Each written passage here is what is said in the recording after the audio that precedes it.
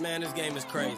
You know, you come out here 1 week, you look like a major champion, and next week you look like a 25 handicapper from Crabapple, North Dakota. But let's go, bro. 3 shots, 4 par, I just do 2, 1 putt, par 4, birdie, woo-hoo, new driver, info, replace, M2, par 5, fairway, what you fin do? Think I'll try to get on into, start right, good line, good view, it drew, shooter McGavin, 2 thumbs that's up high and 2 fingers pointed at you, pew pew, fairway to green, conk up that I'm playing. Sometimes these par 3 green look like an island, a punch and to keep it on dry land, at least I might try, man, up with the 5 and might use the trap, man. I got a check, man, line single ball speed, rated that batsman, and where that ball land. Watch that's on my hand, is yours not the time, man. Yeah, that's my garment. I feel like Ron, man. Not talking noodles, I'm talking about John, man. And Gary Woodland, strikes up with Travis Fulton, got me striping like Dustin Johnson. 59 watched out the way that I'm playing. Hope that it is God's plan, look like a God plan. Ain't dropped the shot, man. Soon as I say that, my ball drop in the sand. I should stop playing. The front 9 was lit, the back 9 was shh. I birdied the 2nd, the 5th, and the 6th. I doubled the 10th, 18th, carded a trip. Ain't that a bitch? Let's go, bro.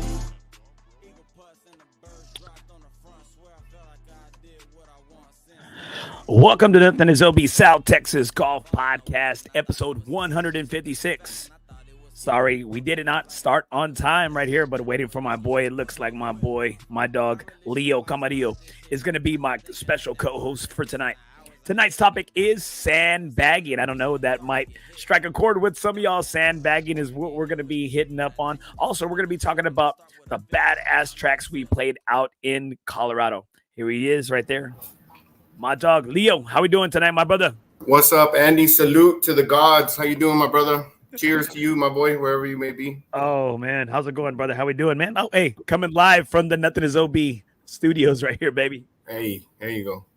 Got the craps table in the background. Cheers. Air cheers. Right there, brother. I know I'm mad at you, bro, because when we're out there in Colorado, I know your son wasn't feeling too good, but I was hoping you were gonna get on a heater and win me some money. Bro, I got on the heater. I don't know what you're talking about. I beat you both days. No, hey, when it counted for the money, the back nine. When it counted for the money, bug 9. You know what? Back 9. You beat me in the back 9. You did. We put a little money on it. You had about 6 fucking transfusions in your system, and you went fucking ham. I couldn't drink. The elevation was fucking me up, man. The elevation. You already know, bro. That, hey, man, shoot. Once I get that transfusion, that's kind of like my, it's like Popeye's spinach, baby. Hell yeah, bro. Last week's episode, you were asking Mike like what the drink was, and I forgot what he said, but he said it was the long drink. The long drink. But as soon as you said that, I was like, Andy's is a transfusion, because I know that's your go-to, bro. How's it going, man? How you doing tonight, brother? I'm doing good, man. I was having little technical difficulties with my iPad upstairs. My damn laptop. I was trying to set it up so I could get a better backdrop of my office. I could show you all my Eagles attire, all my. I'm glad you didn't, bro. Thank God, dude. All my trophies, and yeah, but life is good, brother. Today's been a good day. I'm just chilling. I'm glad to be on the podcast. Thanks for having me. So everybody watching out there, thanks for tuning in. Hey, man, I'm glad you're on, bro. I'm glad you're on tonight, bro, because shoot, dude, there's some rumblings going on, dude, about sandbagging out there, dude. There's a lot going on out there, bro.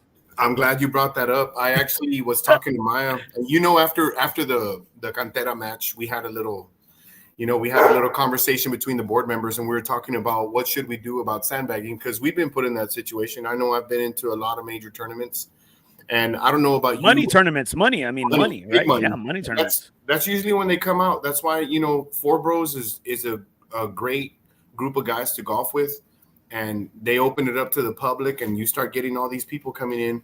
Thankfully, there are some honest people out there that come with their handicaps and they show them. But there are a couple of guys that are using old handicaps from different applications that they use on their phone that you can actually input. Hey, man, I could download an app and put myself 90s and show up at FOREBROS and be like, hey, I'm a 20 handicap. And then I go shoot, I shot 1 over in Buckhorn, and I shot even par this past week. What do you do to people like that? What would you do? Well, the thing is, okay, and so we talk about sandbagging, and just in case if you're tuning in, we thank you so much for tuning in. Please hit up nothingisob.com for any past episodes, any of the current episodes as well. And got a FOREBROS link on there as well. Now we talk about sandbagging. For those that may not be familiar what sandbagging is, that's like saying you're a 10 handicap, you shoot maybe in the 80s, and then you come in randomly, you shoot maybe like 12 strokes under your normal, or like 10, maybe 8 or 9, right? And so that's for those people out there that might be tuning in that might not know exactly what sandbagging is. It's saying you have a certain handicap and then shooting way below that. And we talk about the odds. I'm going to bring the odds up here in a bit, what an 80s, somebody in the 80s, 90s, what they should be really shooting. And so a lot of times, people want to know what sandbagging is. And you talk to me about what I do to it. I think the most important thing in regards to sandbaggers is we have to protect the field. And I think a lot of times people don't understand that. We don't bet a lot of money. We don't bet a lot of money. It's nothing that's gonna determine whether the lights stay on or not. And I think a lot of times people think that when you say you hear cash games, you hear money games, is that it's you're paying for like hundreds and thousands of dollars. Sometimes maybe in some other leagues and some Calcuttas and stuff like that. And some people may be playing for that. Everybody works hard for their money. We want to make sure that in FOREBROS, especially the group that I play in, and I have played in other associations. I played in the Golf Fellowship. I played with I played the Noah Asa guys, from a lot of them for New Braunfels, Paga, San Antonio Paga. And I've also played with Satiga before. And so I think the thing is that we all work hard for our money. And especially in regards to FOREBROS takes zero fees, zero admin fees, nothing off the top. We show everybody. I'm looking at the comments right here. We show everybody the freaking, we're transparent. We show everybody the numbers. We show where every single dollar goes to. And I think the big thing is in regards to sandbagging, you have to protect the field, Leo. And that's where I'm at in regards to sandbagging. I think the field is the most important thing. And when we say the field, we mean the members. We mean the people playing in these tournaments. Absolutely.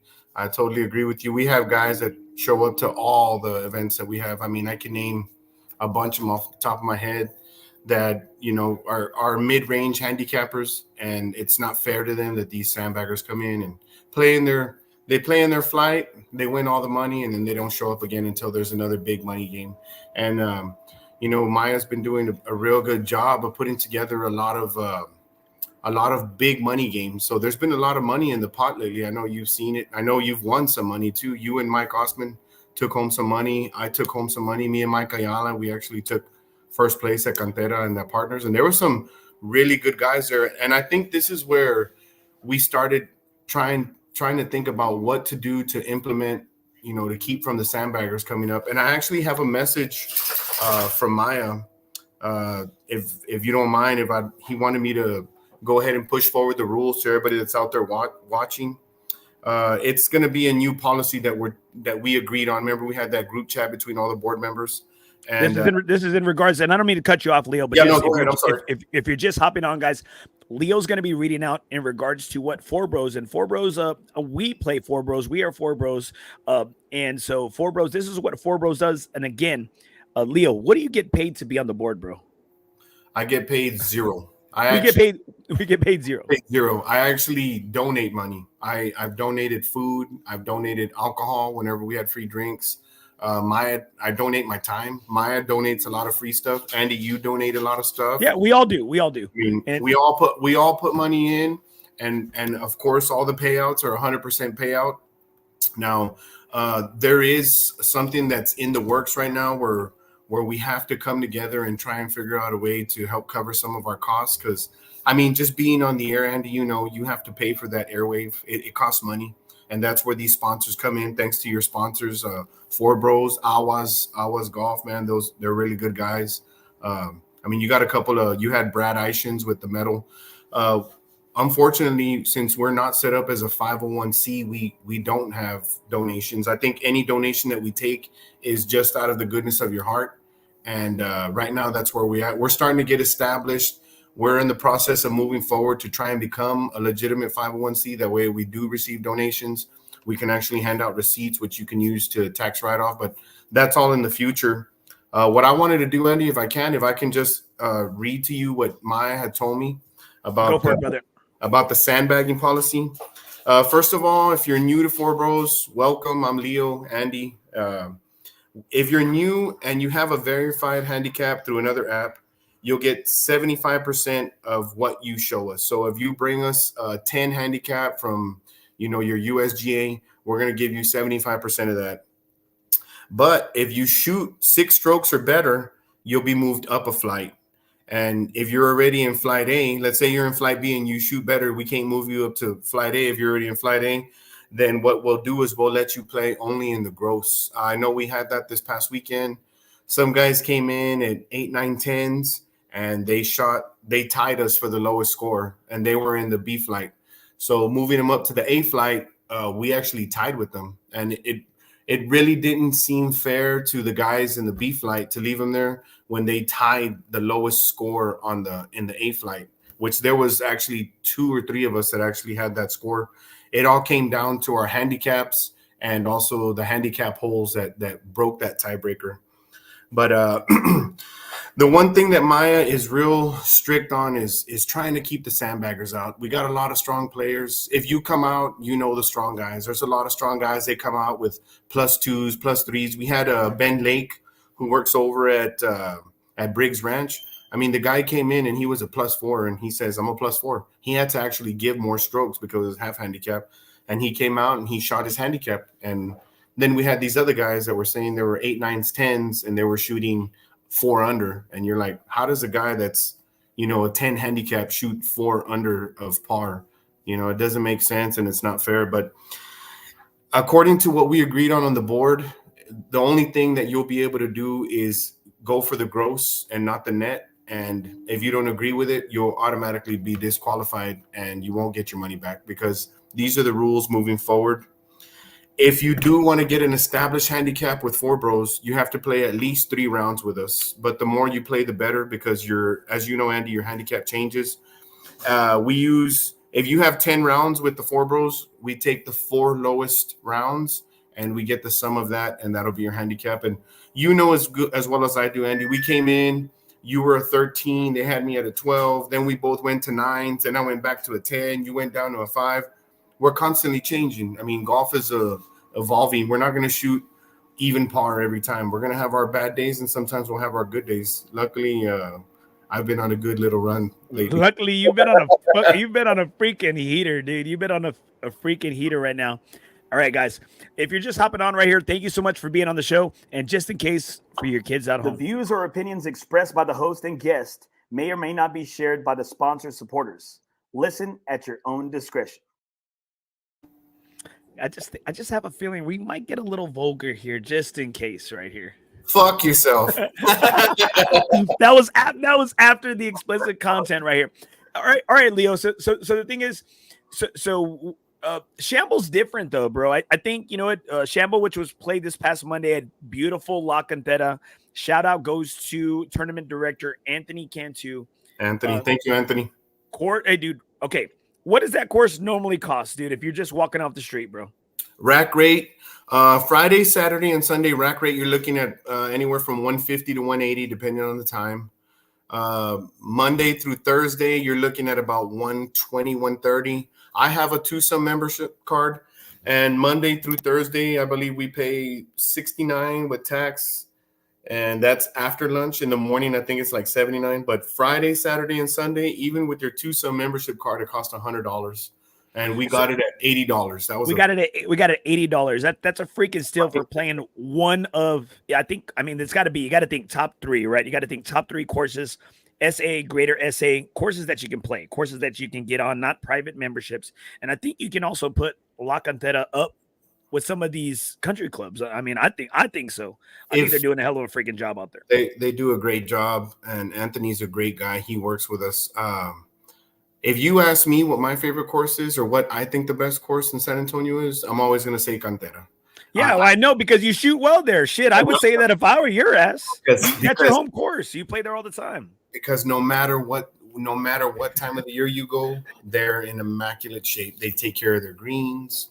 They take care of their fairways. I mean, Customer service, top notch. service is top notch, brother. At least you get free bottled waters there. At least you get an ice chest. We go to some of these courses, and I'm not going to mention any names, but you don't even have a damn ice chest. How are you supposed to get by with not having an ice chest? Dude, that's right. That's right, bro. Like right? What fucking year are we in? Hey, no. My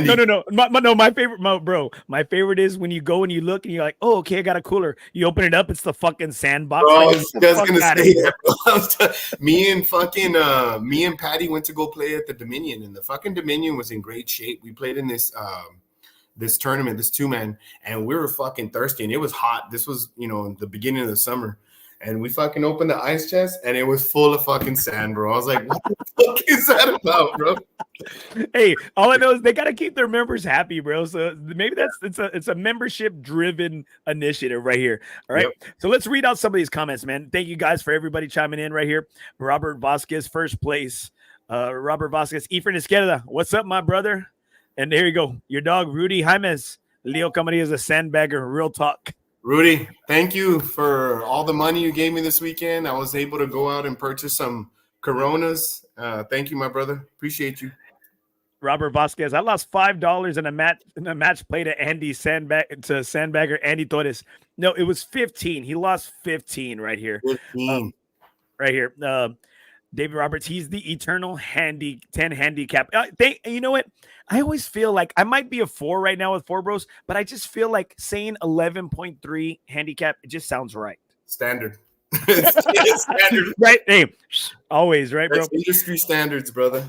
Right here, Josh. Right here. Leo, your birds are getting stomped on Sunday. Are they, Leo?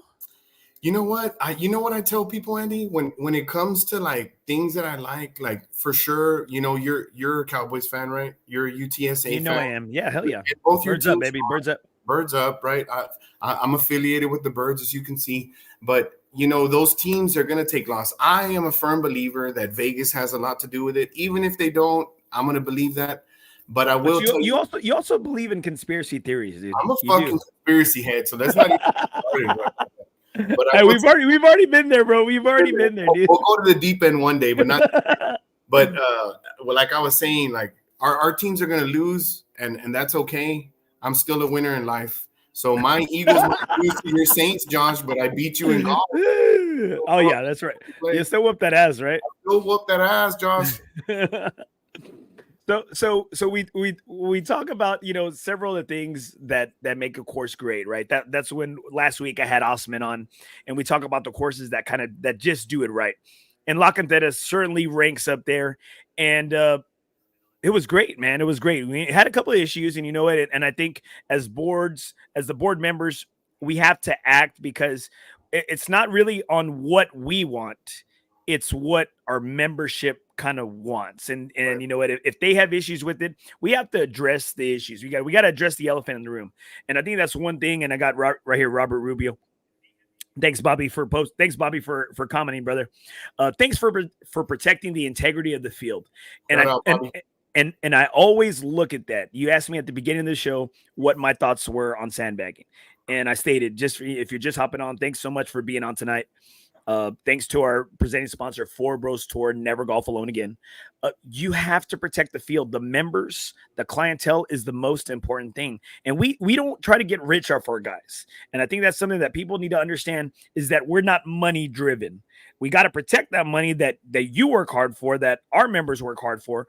And so if somebody says we're doing it because, we want to put money in our pocket, that ain't it, bro. We do it. We do it for the bros, brother. For the bros. We make $0. The money that we make is the money that we win.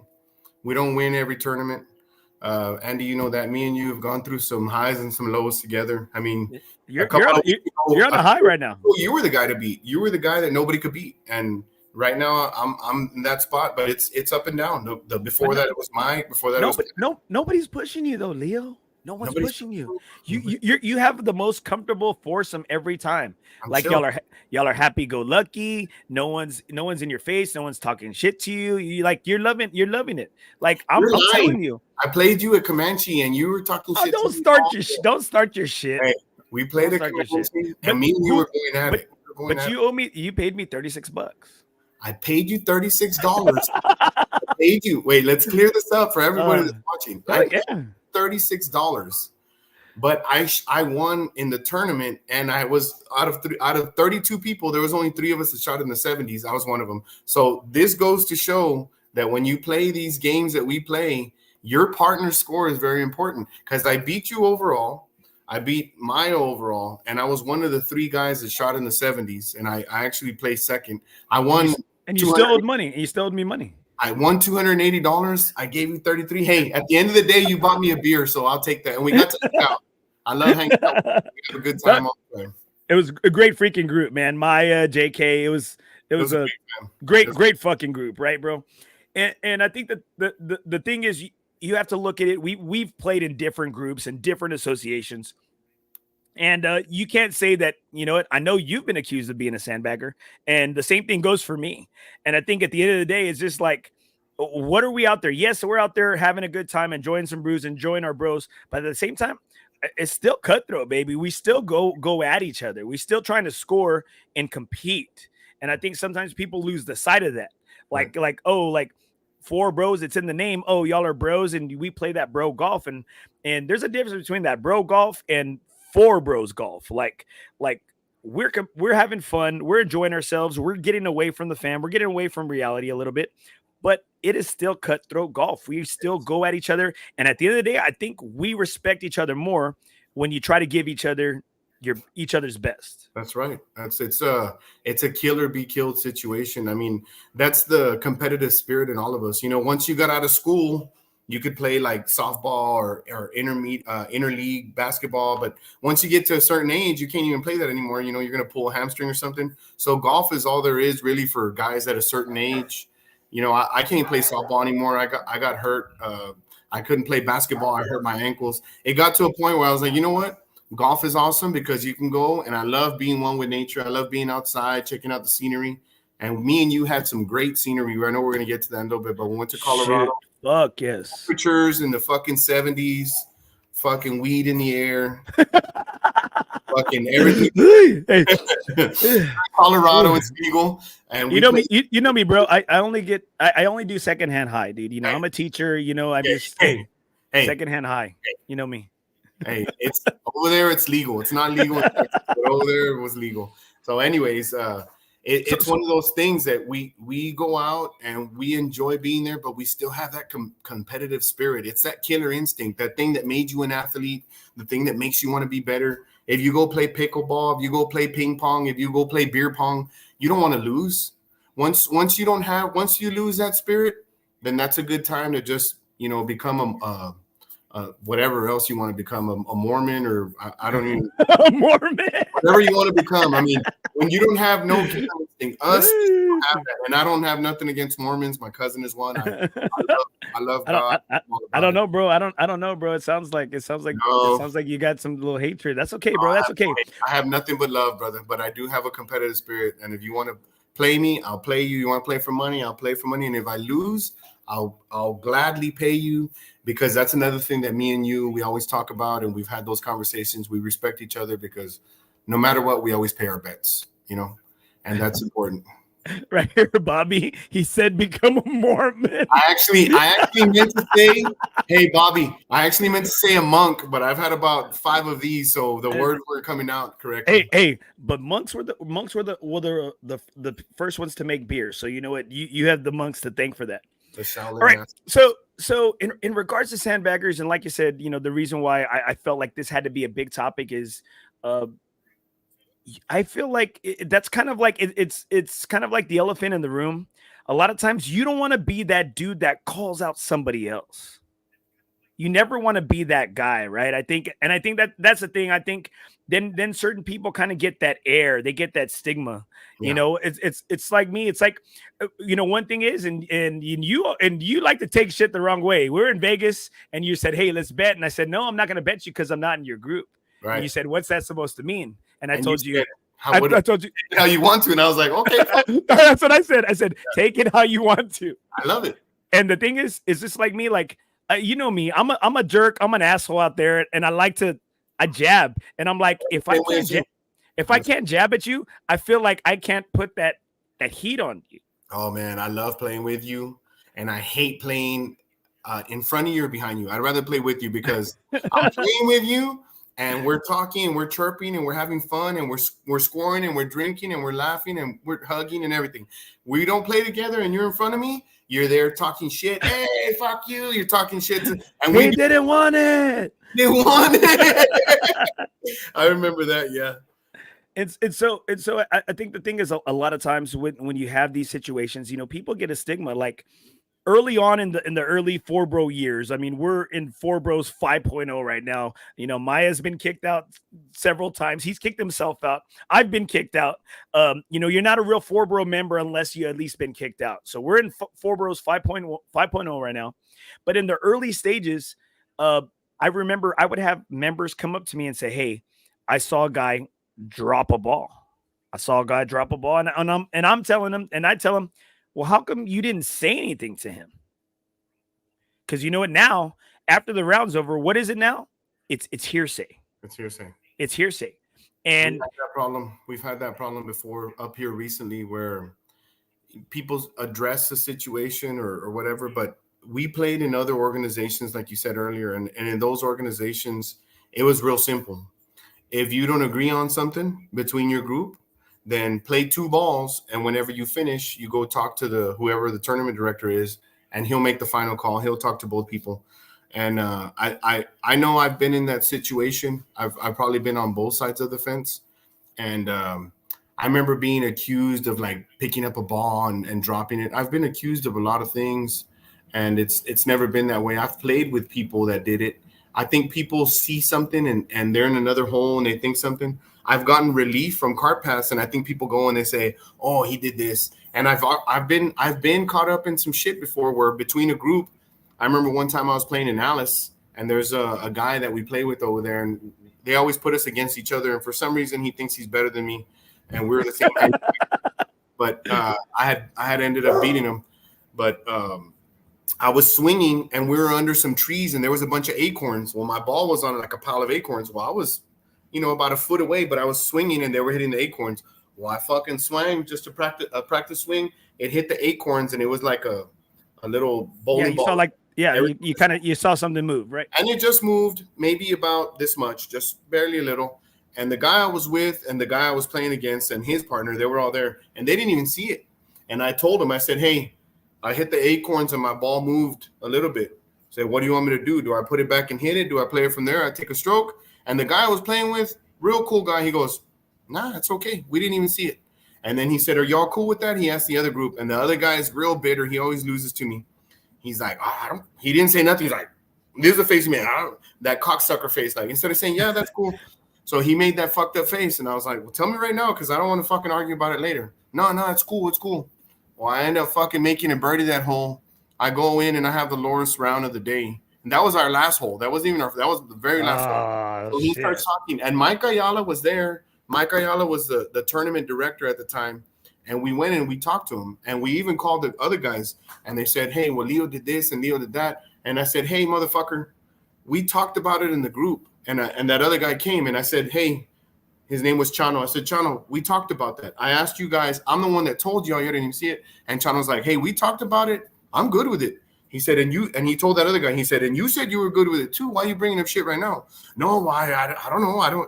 He just said, I didn't want him to say whatever." So a big old argument happened. So the next day, it goes on to the next day because it was a 2-day tournament. And the whole next day, I was just hearing people. "Oh, he said you did this. He said you did that." I end up not having the best round, but I did tie for first. And I'm drinking and I'm upset because this guy who was kind of related to me in a long, weird way, who's always hated on me, was telling everybody all these stories, even though we had already addressed the situation. It was done. And it ended up causing me we went into a playoff hole and I was drunk and I was mad and I was arguing with a bunch of people. I actually was going to fuck some guy up who was my friend. This was at the Alice Country Club, so it was a whole different atmosphere there. There was a bunch of different people that we usually don't rub elbows with. And we went and did the playoff hole, and I ended up fucking up, and I ended up losing and getting second place, and that was for the club championship. And I'll never forget that. And so from that day forward, I said, "You know what? From now on, I'm just going to play it as it lies. I'm going to take my medicine, and that's what it is. You can't win them all anyways." and you can't please everybody in golf. But as long as you try and be honest, because, you know, playing with people like that, it just fucks up the integrity of the game. It's not worth it.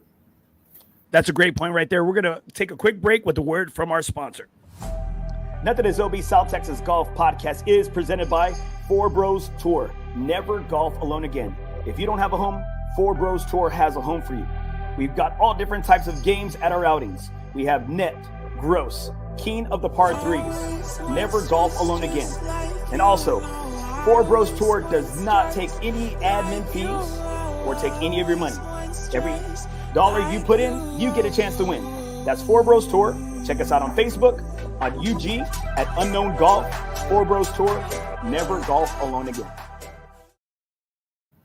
You see how I timed that right so I could let the dogs out before my wife and kids get home? You see, like I gave myself just enough time right there to run out real quick. I heard them barking already. So I mean, Leo, and the thing is, and the thing that sucks in that regards is that can kind of stick with you for a while. Yeah, you know, because we're like little girls.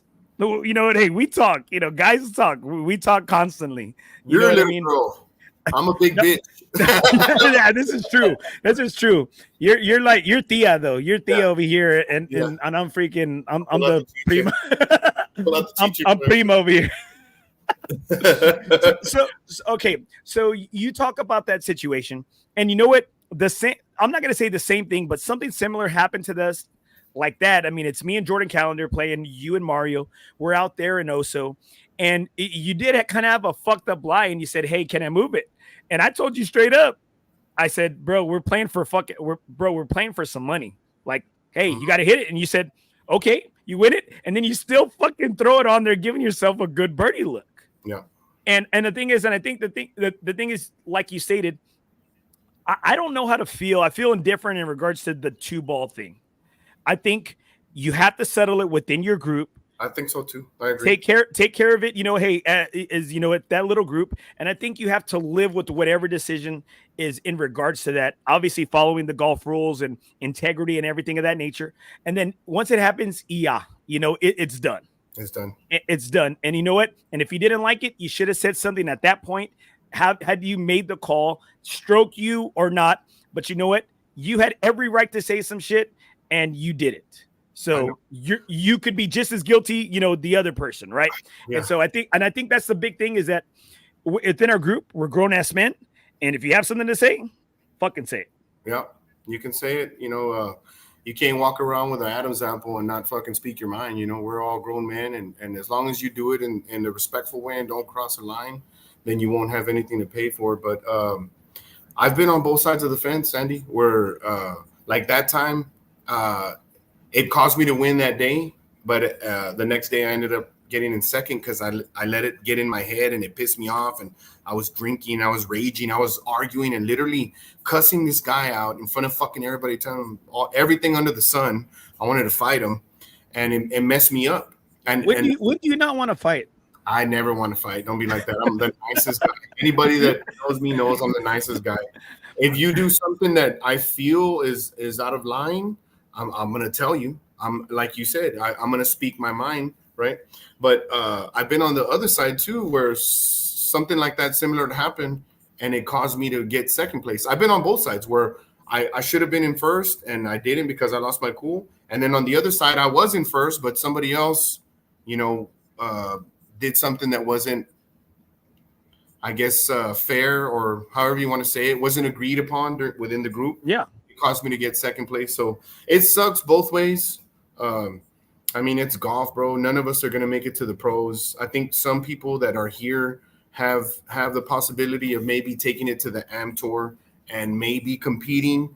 But you know how much hard work it takes to get there and how good you really have to be. I mean, it's a fucking grind, bro. You got to do it every day, and you got to come up with a lot of money to enter in these tournaments.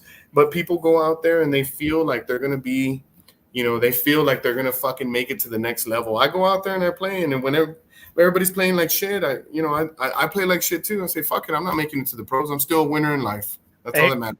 I always say, okay, so like we've all had those moments where like we're in the driveway, we're shooting hoops, and you're like, hey, you shot it over Shaq or whatever, right? I always say in my mind, this putt is to win the Hooters tour. You know, like I remember, and like I say that shit against guys like Ray Garza, Billy Castro, like guys that are like, guys that are like sticks, that are like grinders, right? Like legit ballers. And then they'll laugh and they'll be like, that doesn't even exist anymore. And I said, no shit, I know. But once I heard the Hooters tour, I was like, what, do you get fucking free wings? That's what I want. That's what you want to know. That's what I'm thinking. They debone them for you. They debone them for you. Okay, bro. I'm gonna tell you, dude. I lost a lot of respect. I lost a lot of respect for Mike Ayala and Rudy this past week out there at Twin Peaks. Because you know what? You can learn a lot by how somebody eats their wings. Right. You know, I mean, and then you know what? You could go work both ways for guys and girls. Hey, if a girl eats these wings and they clean all the meat off, you're like, damn, you know, like you know what? I was like, I think I can wife her up, right? I think I can wife her up. But in regards to guys, if they leave a lot of meat on the bone, they never been hungry in their life. You know, that's what I look at. That's what I look at it, dude. It's true. And you know what's funny is I was like kind of nibbling on the wings, but that wasn't my thing. I know Rudy ordered that. I ordered the salad. Remember, I got the salad and it was all fucking wet. Bro, it was gross. That was old ass lettuce. That was old ass lettuce, bro. Old ass lettuce, and they just drenched the shit out of it with dressing. I took one bite and I gave it back. We're a little bougie now in our elder years. We've somewhat made it, right? We've somewhat made it. Yeah, somewhat. We can at least afford a decent salad. Hey, real quick, there's a bunch of messages going on.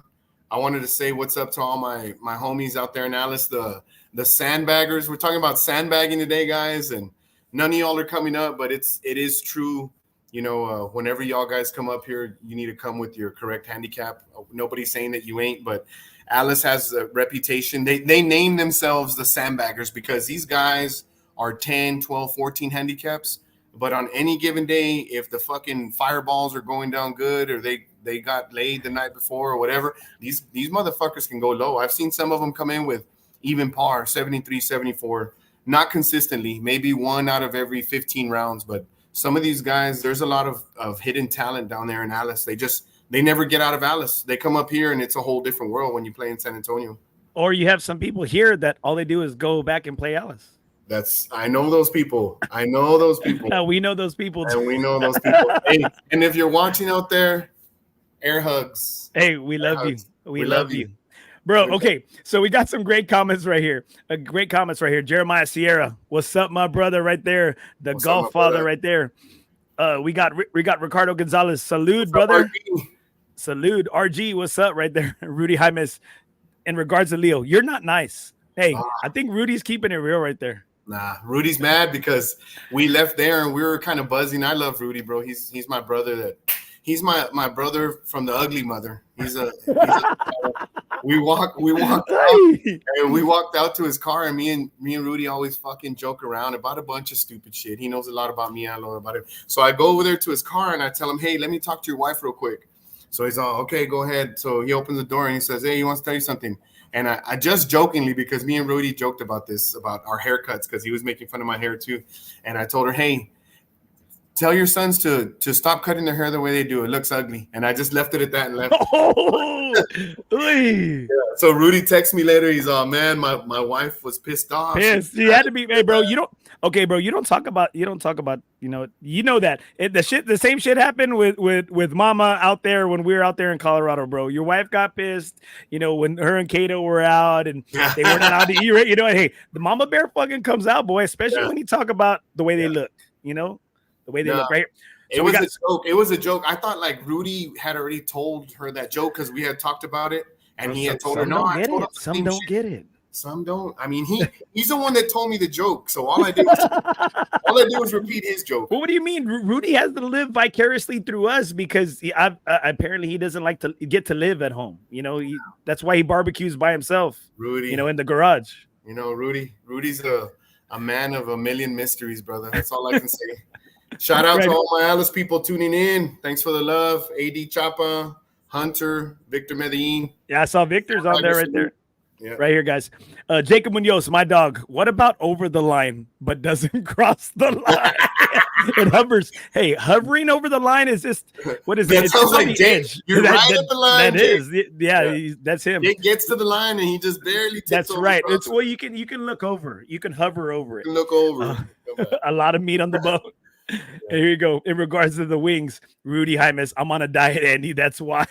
I'm on a diet, Zico. Mr. Fluctuator. He's on a seafood diet. Everything he sees, he eats. No, bro. Andy's a fluctuator. You'll see him. I mean, Rudy, you'll see him. I'm a fluctuator too, bro. Hey, I'm a fluctuator. And I am too. But like Rudy will be gone. He's gone for 7 days. So for 7 days, he don't drink. He probably eats good. He's working. He's moving around. I saw him when he came back. We played the quarry, and he looked fucking thin. I said, dude, you lost like 10 pounds. And you know what he said? I'm skinnier than Mike Ayala. I was like, fuck. Wait, why do we got right? Why do we got to go there, right? But I mean, but that's what you have to always gauge. We're always sizing ourselves up against somebody, right? Against hey, like somebody around your size, right there. There you go, right there, right here. Renee Rumi, haha! I cleaned the bone on my wing. See, that's you're a keeper. Yeah, that's it. Hey, you're a keeper, Renee. Hey, you can stay, bro. You can stay. Hey, you're invited to the asada, Renee. And right here, Rudy, I do not eat bread like that. I promise. Yeah, we know.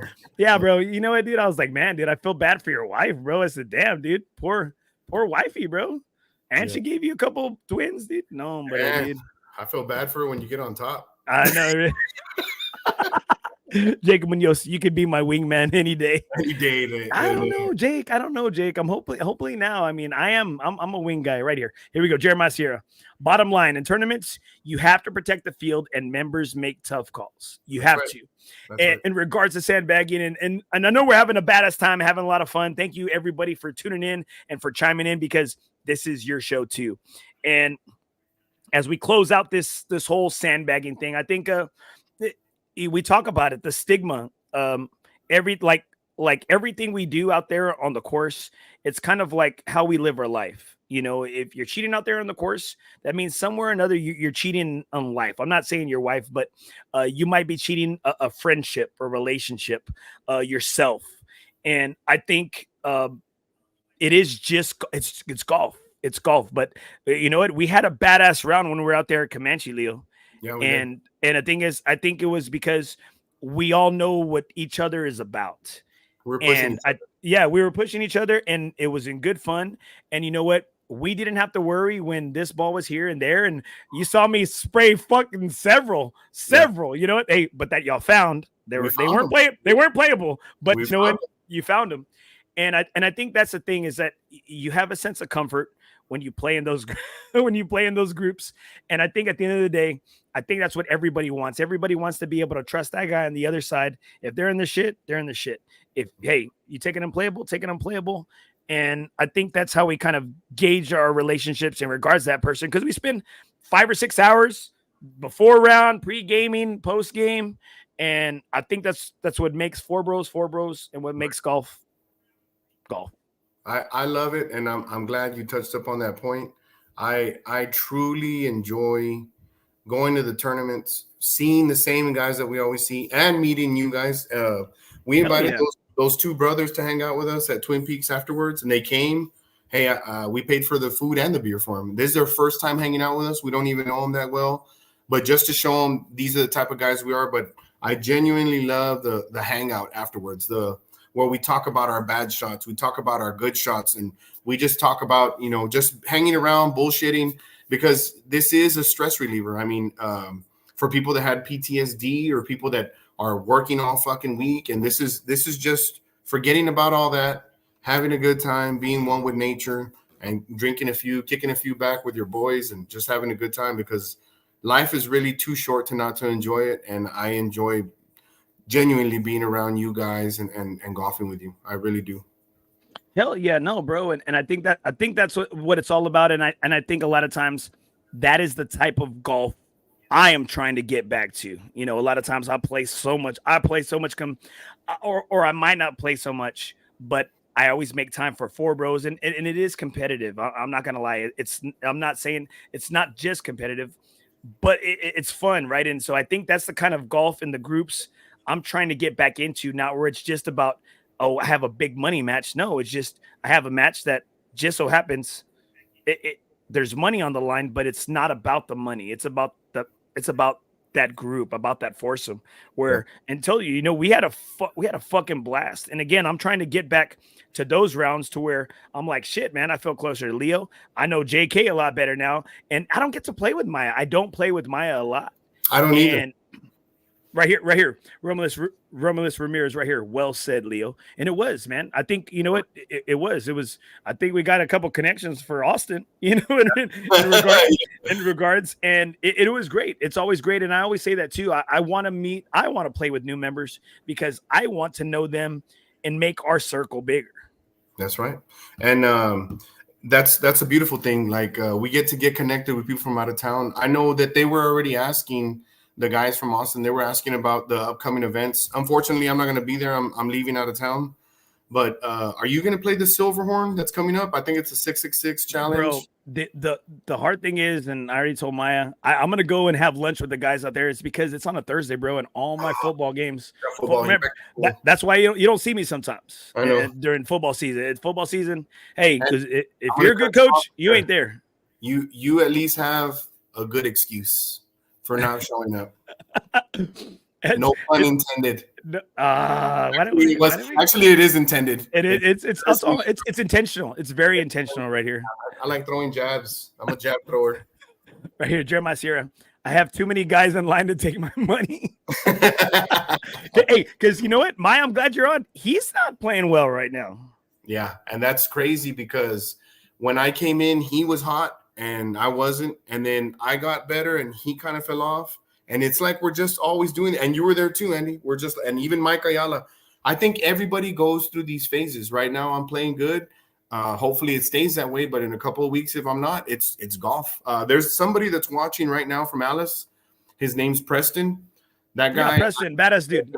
Yeah, man, I've seen Preston play fucking amazing golf. This guy can hit the ball 300 yards. I mean, he bombs the ball, and he's had great rounds where he's shooting mid 70s, and then he goes over and he'll jump to the dark side and shoot 80s, and he'll be the guy I can be that. Hey, you seen me? I threw out several birdies that day, but I also had several triples that day too. Andy, you could have won the whole fucking tournament if you would have not. You went birdie, bogey, birdie, double. Birdie, triple. If you weren't birdieing, bro, you were bogeying or triple. I think you would have won the tournament. You had more birdies than anybody. You won money though, still, right? You got a couple of skins. Oh yeah, I got CTP, and I did squeak out. I think like one of the third nets or whatever. Right there, par 5 cost Eddie turn. Did it really? Mm-hmm. That par 5. That par 5, yeah. That I got a double on. Yeah. He went out. Yeah. It was, I remember him saying that, and I was like, well, how fucking close are we? Because me and you were right there. But you know me, I don't scoreboard watch. You're not even paying attention. You don't even know what your fucking score is. I don't because you know what? I had three triples. I didn't think I was. You shoot 3 triples. You don't think you're in the money. You don't have a chance, right? That's what you think automatically. Yeah, I mean, honestly, yeah. Like and you know what? Like, that par 5 shit, man. All right. So Jeremiah Sierra, the last thing we're gonna finish up with this because we still got a lot of golf to talk about. Yeah. Jeremiah Sierra is referencing at Comanche Trace. I ended up shooting an 80, and I got, I think, third net or third something. I guess there was a par 5. It's one of the toughest holes. It's a quirky par 5. And I thought I was taking a shortcut. And you saw me just tee up and I hit real quick too, right, bro? I didn't, sometimes I stand over that ball. That time I just went real quick, thought I was good. Ripped it. And you're like, I'm good. And I was like, are you sure? You took a very similar line, similar, but you were more left, more towards the fairway. My ball drew in a little bit, and yours has a natural just a little tiny cut. And it stayed right on it. Mine ended up being the shit. Yours got some love, and you were in a great spot. You actually were, I guess, slightly, or you were on the green, or you were slightly off the green, putting for eagle. Yeah, and damn, that was the tournament. Gosh. But you know what? We did the 2 bros 1 hole, and we still haven't posted that. Hey, it's not. Hey, It's in production. You said you wanted Final Cut. It's in production right now. It's in production. So right here, let's get a couple of questions right here, a couple of comments real quick, and we'll move on to the next segment of the show. Jacob Munoz, glad to see Jacob Munoz on here. We're waiting for you. We're waiting for him. FOREBROS is waiting for him to come back. If you ain't cheating, you ain't trying. I know one cheetah that used to play. And then Jeremiah Sierra, last comment right here. Jeremiah Sierra. FOREBROS best payouts in San Antonio. Absolutely. No fucking doubt. 100% right there, boy. Ring the fucking bell on that one, boys. Shit. That's a great way to get into our next segment. So we had the privilege and it was just like pure fucking luck. I was gonna spend 9 days out there in Denver, Colorado, and you said no shit. I said I was going to Red Rocks to watch a concert. You said no shit, so am I. And I'm like, if someone says that, you're just kind of like, stop, bro. Like you're full of shit, right? Yeah. You're full of shit. And sure enough, it just so happened that Leo and I were heading to Colorado at the same exact fucking time.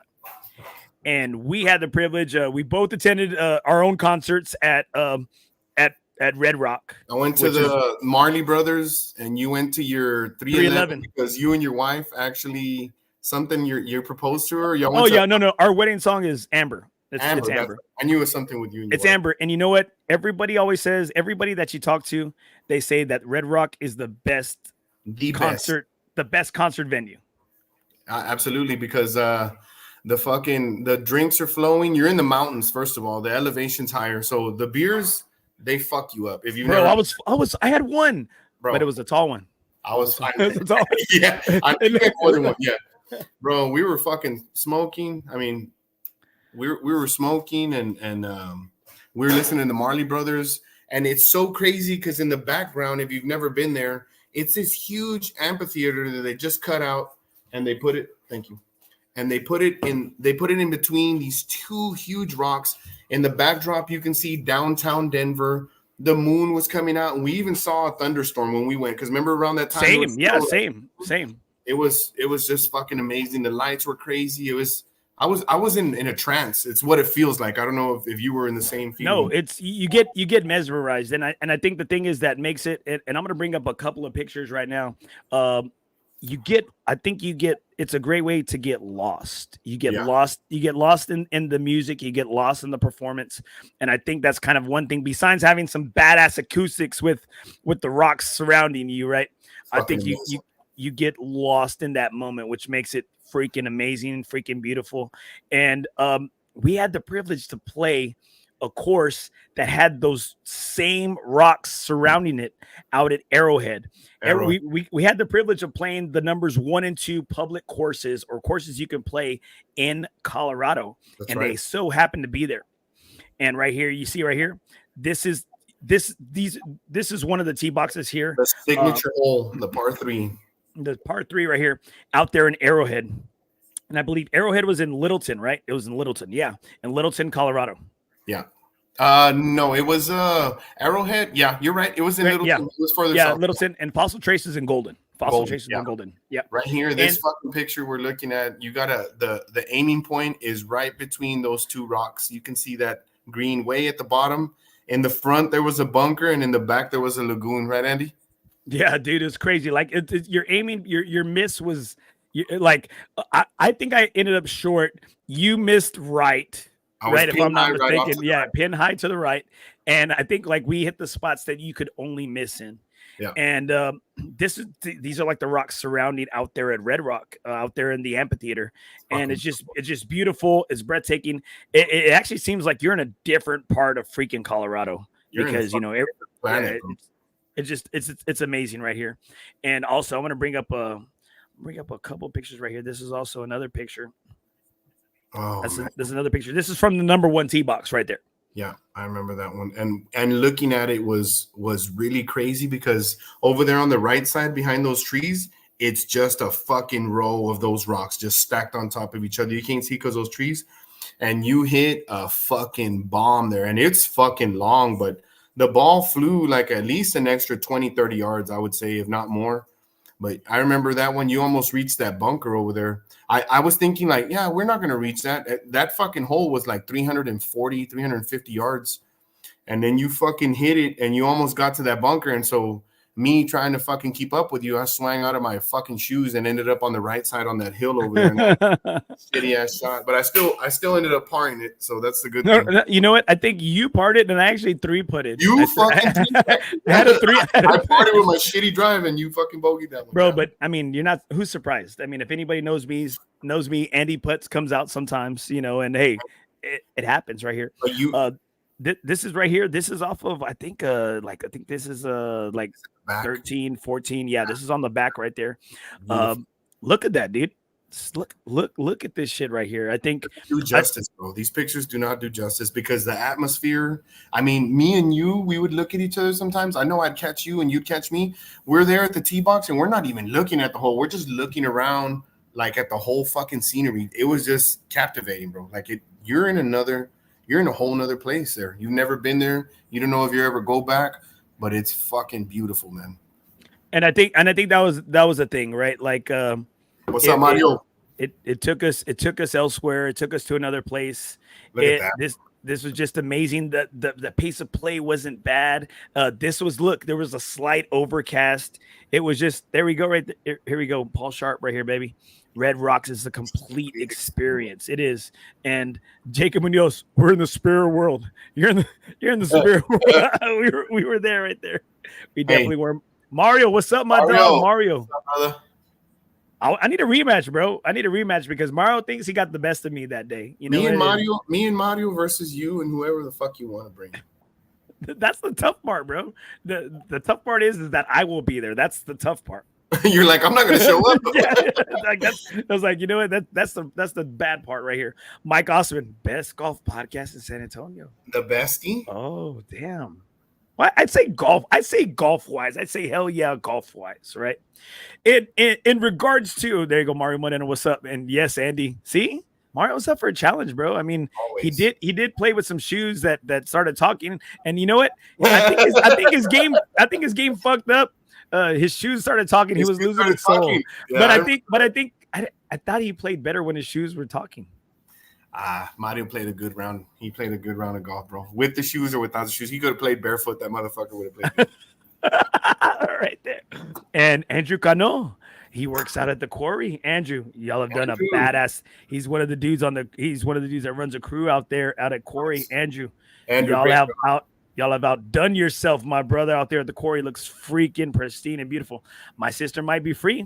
A little former LPGA. I mean, you have to give her pops though. That I'm just saying that.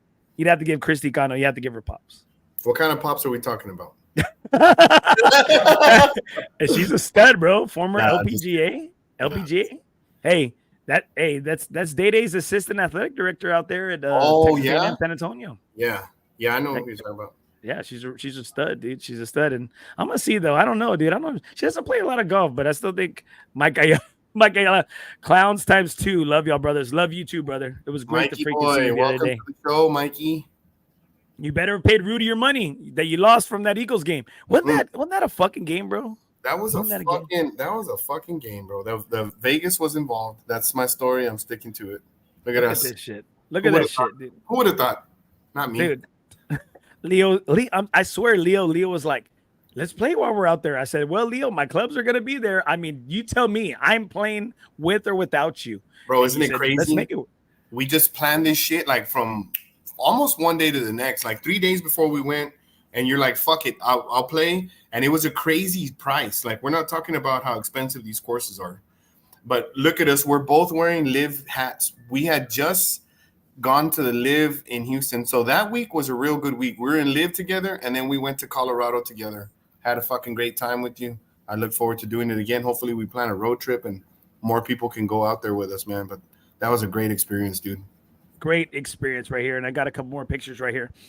Now, this was from the second round we played out at Fossil Trace, which is in Golden, Colorado. Slight, I say maybe about 10, 15 minutes outside of the Miller Coors, the Coors plant, the Coors Light, or from the Coors brewing factory. And this is where this is like the track that they had. They found the dinosaur fossils and bones and all that excavating and shit. And again, breathtaking. We had the freaking privilege of, look, I'm gonna show a few of these pictures right here. Look at this shit, bro. Look at me. That's me. I was taking all on my Cricket phone right there, baby. The phone goes hard, bro. Look at that, bro. Hey, look at that shit, dude. We were playing some fucking awesome golf, though, bro. I'm not gonna lie. Tricky.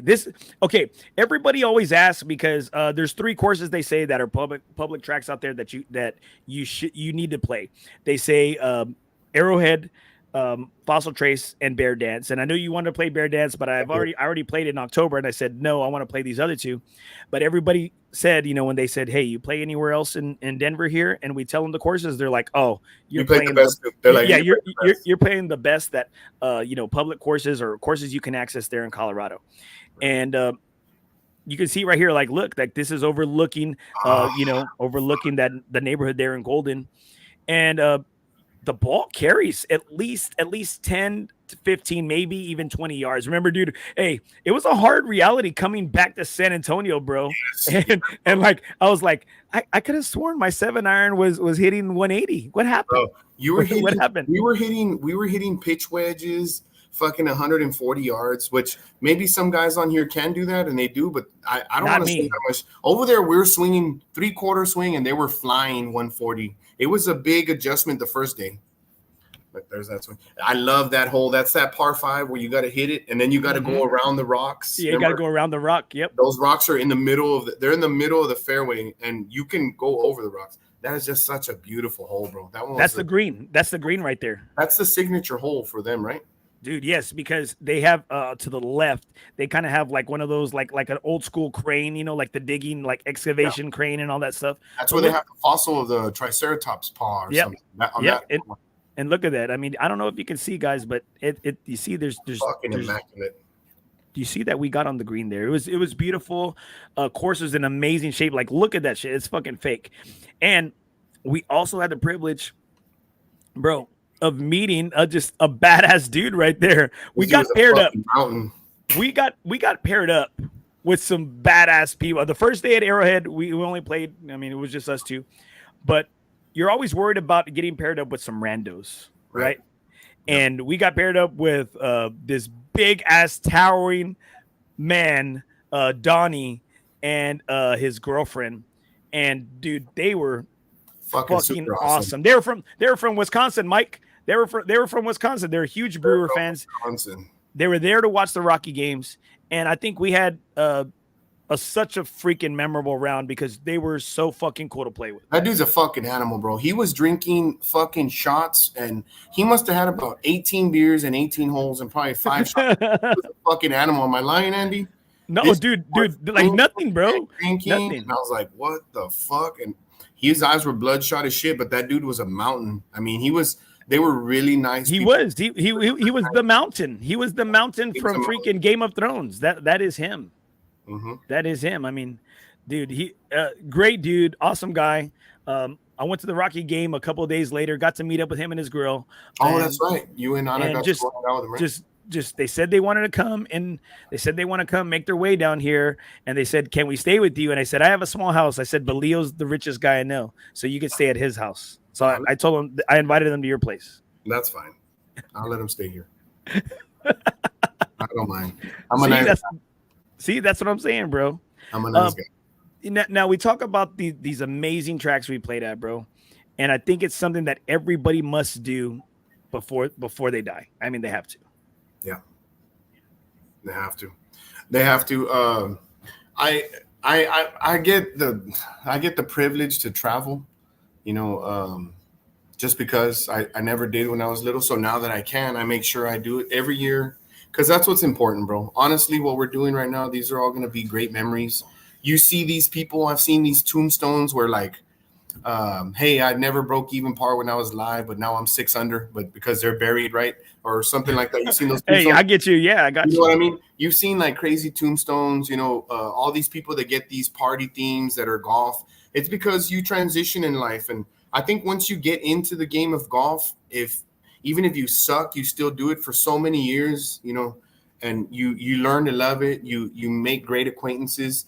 But I think the beautiful thing is traveling. And I've been very lucky that I've been able to travel and play some great golf courses. I know since me and you met, we've already played at a lot of places together. We played in Vegas together.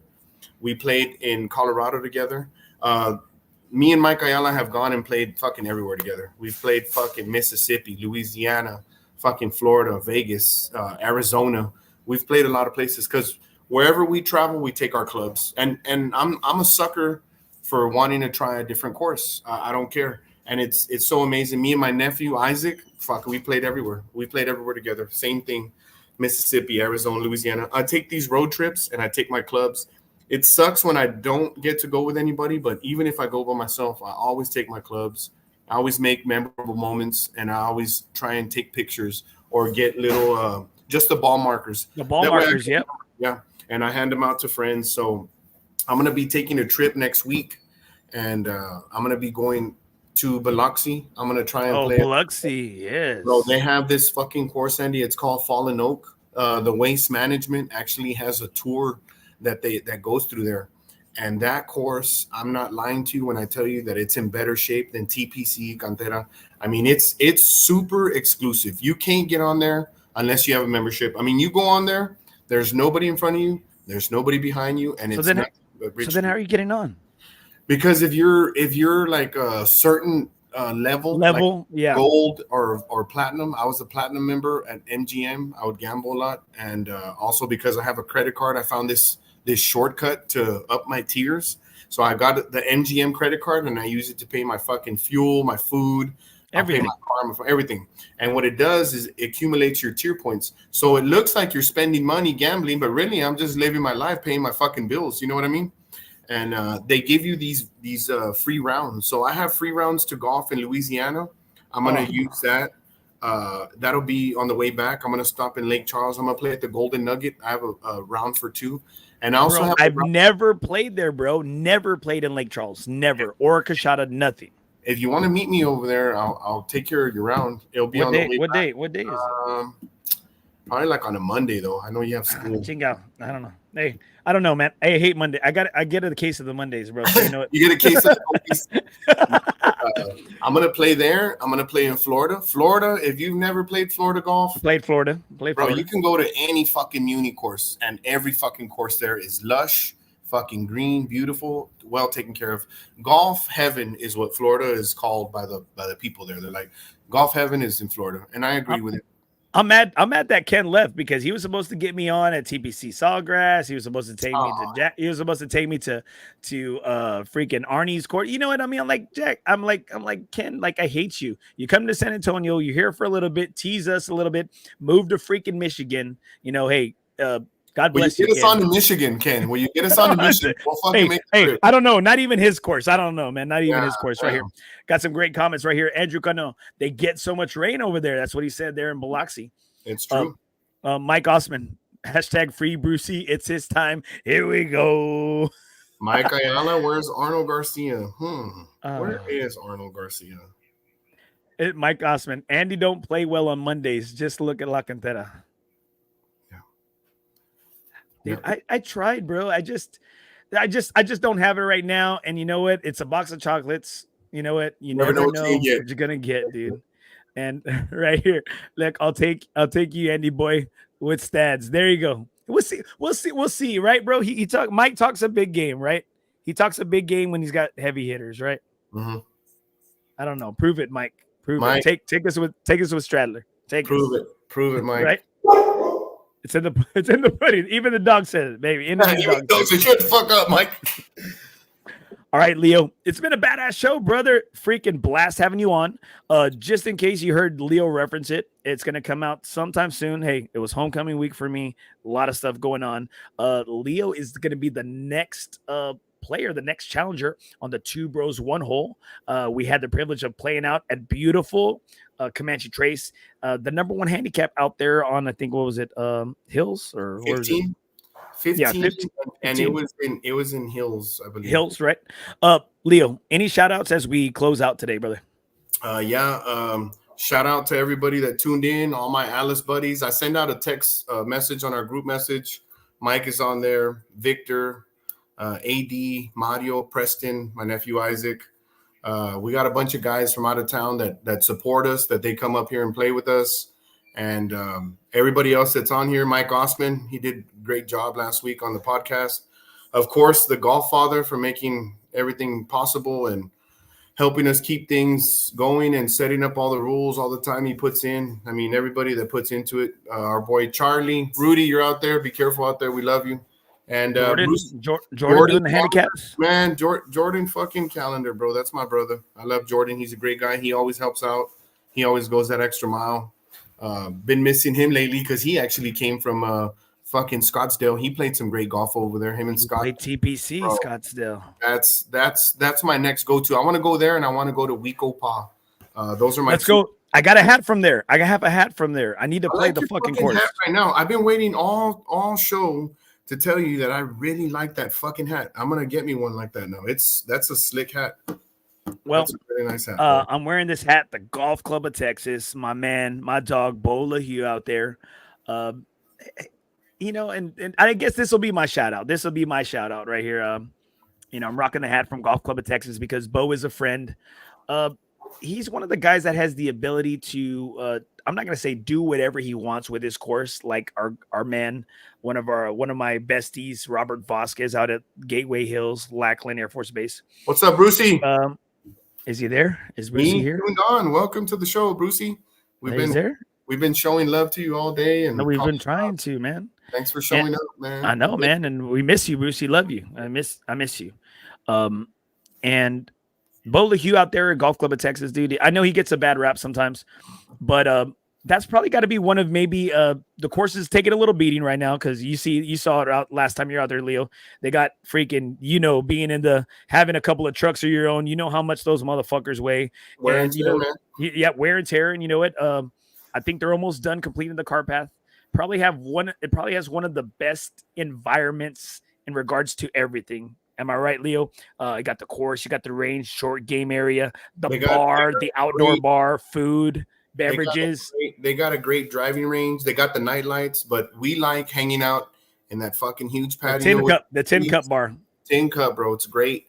I mean, they're on their way to becoming great again. I know we talked about this when I first moved here. The fucking course was immaculate. Mike Ayala took me out there. We played for $25, and when I showed up out there, the first thing I said is, I want to move over here to be close to this course because you live out there. Shit, I live like 25, 30 minutes from there, brother. Yeah. but in all fairness, you have your own property, bro. You have your own property. So I wanted to give a shout out to Golf Club of Texas because I know they're doing some badass things. Like I said, my man, my dog Bo LaHue, thank you for the hat, my brother. Looking forward to making my way out there. It was the old home of FOREBROS. That's where everything took place. That's where this group started. I can't wait to get back. A couple more comments right here I'm going to read. Greg out there, and that's where I played with Greg. He used to be a member out there at Golf Club of Texas. The American Indian tribes used to have conferences at Red Rocks back in the day on their freaking horses. Nice. Out there at the amphitheater. Oh, well, I'll tell you what, Craig, we were fucking chiefing up with the fucking Indian spirits out there, my brother. Hey, like Jake Munoz said, baby. Hey, we were in the spirit world, baby. We're in the spirit world. No, that's Leo Camarillo. I'm Andy Torres. Thanks so much, guys, for tuning in, guys. Leo, stick around real quick, bro. We'll have a quick chat with you. Thank you to my dog, Leo. Hey, guys, make sure you continue to support FOREBROS Tour. Never golf alone again. In the game of life, nothing is